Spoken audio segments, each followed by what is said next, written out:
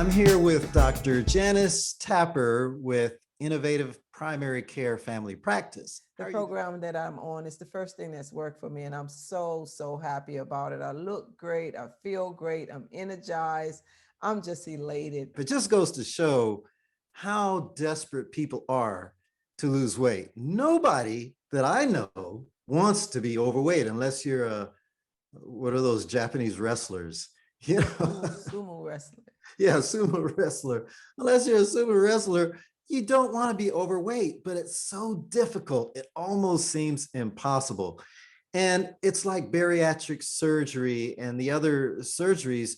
Sometimes that's a life-saving procedure because people are faced with, they could lose their life. And so they have to have that surgery, but that should be a last resort. And I think that people have not tried everything, or they don't know about everything, because what we're going through now with our program, we've had people that have had bariatric surgery, the lap bands, they gain the weight back.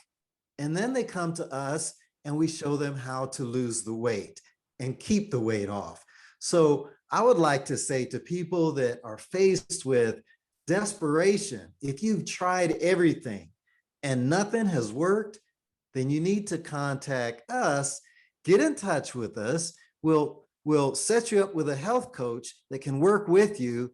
And let me tell you, your chances of success increase exponentially when working with a health coach. It's just like people go to the gym and then 2 months later, they stop going. But if you go to the gym and you hire a trainer, you continue going because you have a coach.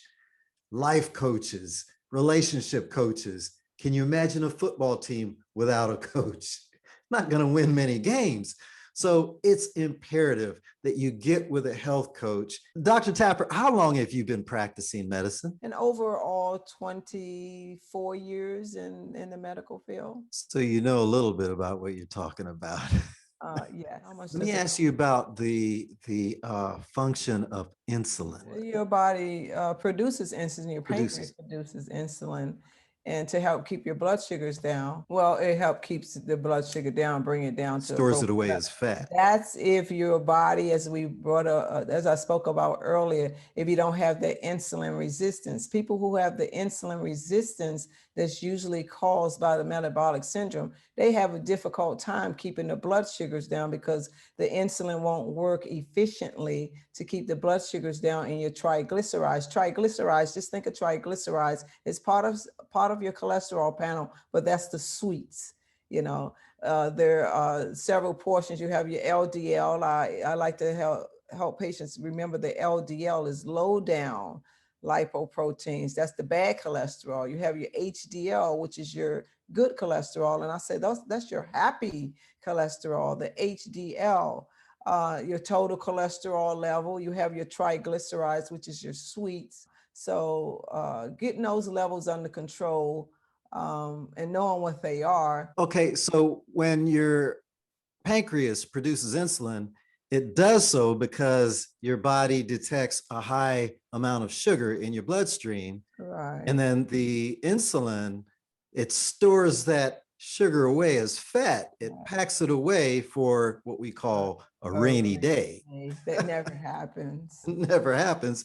And so if you have a big meal for breakfast, 1,200 calories, and your body only needs 100 calories an hour, then there's a whole lot of extra calories that insulin has got to pack away, and it packs it away as fat, right? Correct. Yeah. And so 4 hours later, we have another meal, and we've only burned 400 calories, but we just ate 1,200. Some of it, 8 of it was stored away as fat. We burned 400. Now we eat another 1,200 calorie meal. The same thing happens again. Yeah. And it just stores there, and then you start gaining weight. That's where your weight gain. You're not burning those calories that are stored.